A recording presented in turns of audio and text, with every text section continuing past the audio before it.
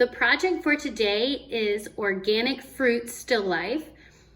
We're gonna have a lot of fun with this one, use some really bright colors. We're gonna be creating some organic shapes and learning all about how to create a still life. I hope you enjoy it. Let's get started. We are creating a still life in this artwork, and a still life is an artwork that shows arrangements of flowers, fruits, or other objects that do not move. For instance, if you have a bowl of fruit that's sitting on your kitchen counter, that would be perfect for a still life. You could also use an old shoe or a bunch of art supplies that you set up in front of you. A still life can be anything that you are looking at and studying that you create that doesn't move. Our learning goal for today is I can use organic shapes to create a still life. So let's look at organic shapes. So first off, a shape is a line whose ends meet to make a closed space. A shape is two-dimensional or flat. It has edges or an outline. So when you go to draw a shape and you start with a line, basically once you draw those lines, they have to come back and connect to make a shape. It has to be closed. Also, shapes are flat. They're not round, they're not three-dimensional, they're not a form. Shapes are two-dimensional, they're flat. Now let's look at organic shapes. Organic shapes are shapes in the natural environment, so they're found in nature.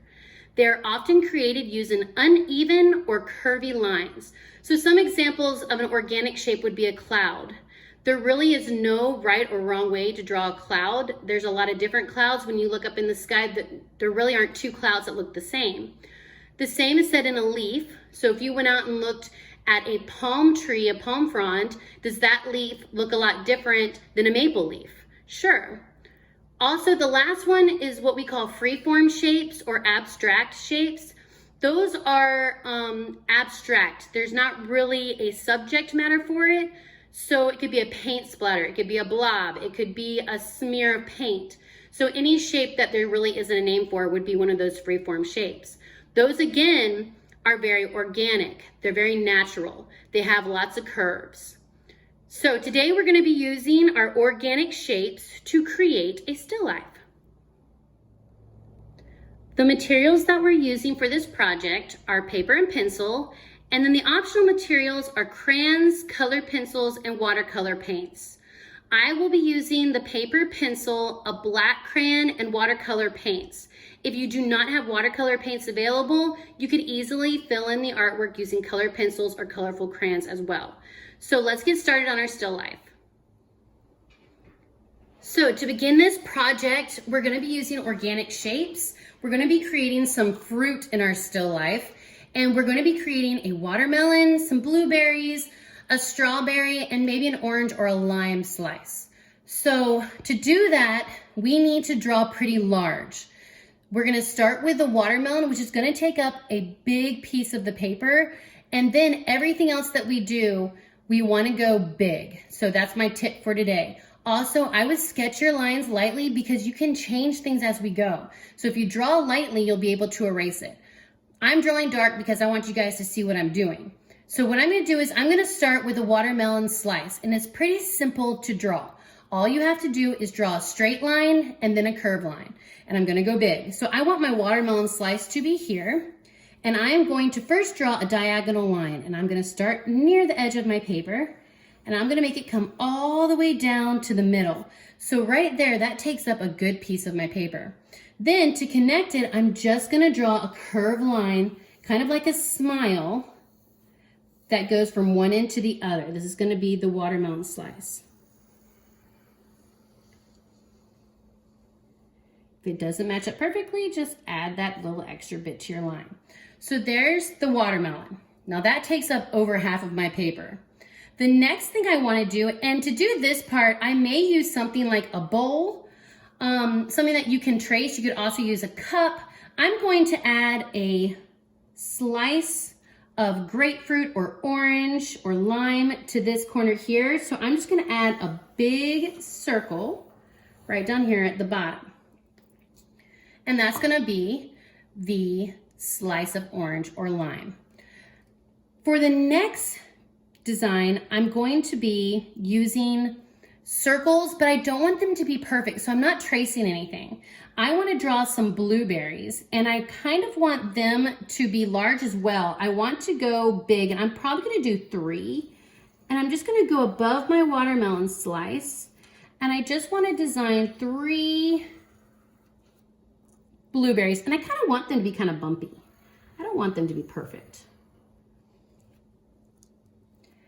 And then I think the last fruit that I'm going to do down here near the bottom, I'm going to draw a strawberry. Now, strawberry is kind of like a rounded triangle, so it isn't perfect. We want it to be rounded. So what I like to do is I kind of curve the top, and the top of mine is going to be this way. And then I go diagonal, and I'm going to curve it back up to make that strawberry shape. Now let's add a few details with pencil before we outline it. What I want to do, I'm going to go back to my watermelon. I'm going to add where the rind of the watermelon is, and I'm just going to do a parallel line that goes all the way around. And then I want to do one more. This one's going to be a little bit smaller than the first one.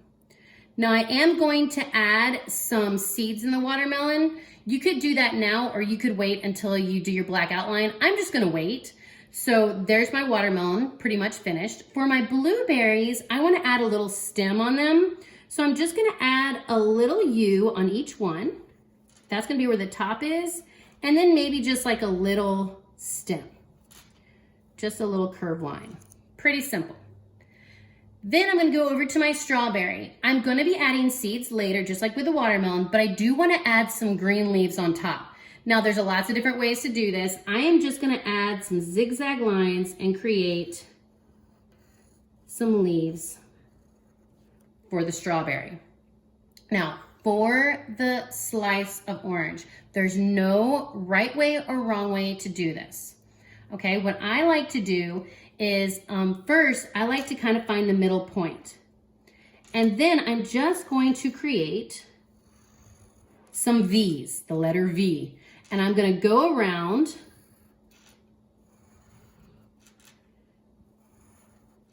the circle, and I'm going to kind of create V's around my fruit. So basically it kind of looks like a pinwheel. Then if you want to, which I usually do, I kind of connect, skip over, connect, skip over, connect, skip over, connect, skip over, and connect. And now you have a very organic slice of citrus or fruit. Okay, now if you look at this and you feel like you need something else, like I feel like there's a really big blank spot here, I think I'm gonna add another strawberry. If you have like an extra space up here, you might add another blueberry. You might even add like another piece of lime or orange. I think what I'm gonna do, I'm gonna add one more strawberry. So I'm gonna do my curved line.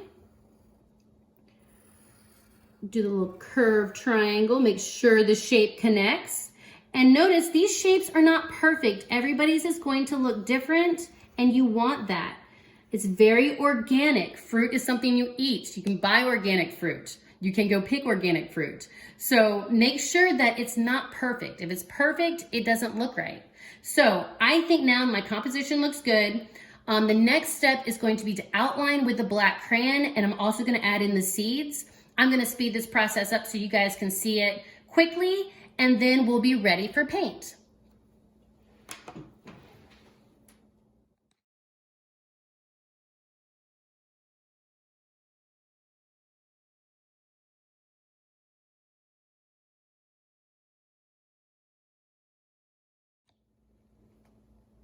The final step in this project is to paint the still life. So for instance, I'm going to paint the blueberries blue. I'm going to paint the watermelon with the green and pink or red. I'm going to paint the strawberries red and decide if I want my citrus slice to be a lime, which would be green, a lemon, which would be yellow, or an orange, which would be orange. And then I'm also going to make sure I paint the background. So you could use any color you want to. I fill the whole background in with one color. You have the option of using more than that or creating a pattern in the background. Make it your own. I hope you enjoyed the still life project, and I hope you had a lot of fun.